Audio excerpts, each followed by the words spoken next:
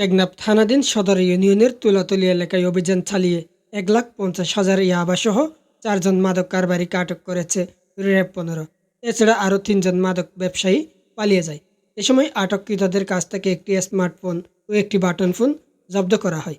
রবিবার 20 জুলাই বিকালে গোপন সংবাদের ভিত্তিতে অভিযান চালিয়ে তাদের আটক করা হয়। আটককৃতরা হচ্ছেন আব্দুল হাকিমের ছেলে মোহাম্মদ আব্দুল সালাম, মৃত ফরিদ আলমের ছেলে মোহাম্মদ আবদুল্লাহ, মৃত আহমদ হোসেনের ছেলে মোহাম্মদ নজরুল ইসলাম প্রকাশ কালু, মৃত অলি আহমদের ছেলে মোহাম্মদ শামসুল আলম।